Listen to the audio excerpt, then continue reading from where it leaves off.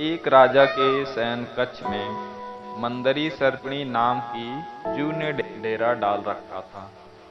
रोज रात को जब राजा जाता तो वह चुपके से बाहर निकलती और राजा का खून चूसकर फिर अपने स्थान पर जा छिपती।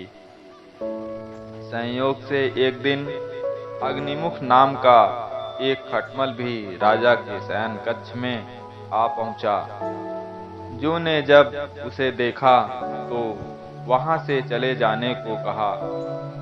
उसे अपने अधिकार क्षेत्र में किसी अन्य का दखल सहन नहीं था, लेकिन खटमल भी कम चतुर ना था। बोला, देखो, मेहमान से इस तरह बर्ताव नहीं किया जाता। मैं आज रात तुम्हारा मेहमान हूँ। जू अंततः खटमल की चिकनी चुपड़ी बातों में आ गई और उसे शरण देते हुए बोली, ठीक है, तुम यहाँ रात भर रुक सकते हो, लेकिन राजा को काटोगे तो नहीं। उसका खून चूसने के लिए खटमल बोला, लेकिन मैं तुम्हारा मेहमान हूँ, मुझे कुछ तो दोगी खाने के लिए, और राजा के खून से बढ़िया भोजन और क्या हो सकता है।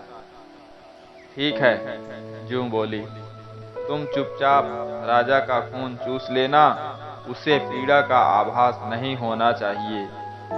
तुम जैसा कहोगी बिल्कुल वैसा ही होगा।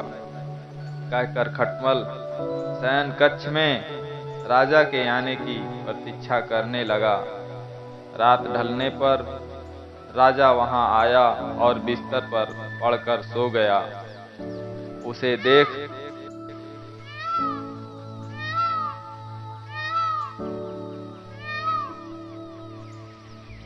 देख खटमल सब कुछ भूलकर राजा को काटने लगा। खून चूसने के लिए ऐसा स्वादिष्ट खून उसने पहली बार चखा था, इसलिए वह राजा को जोर जोर से काटकर उसका खून चूसने लगा।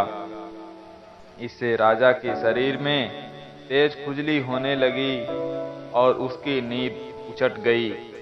उसने क्रोध में आकर अपने सेवकों से खटमल को ढूंढकर मारने को कहा। यह सुनकर चतुर खटमल तो पलंग के पाए में नीचे छिप गया, लेकिन चादर के कोने पर बैठी जू राजा के सेवकों की नजर में आ गई। उन्होंने उसे पकड़ा और मार डाला। शिक्षा: हमें अजनबियों की चिकनी चुपड़ी बातों में आकर उन पर भरोसा नहीं करना चाहिए, अपितु उनसे सावधान ही रहना चाहिए।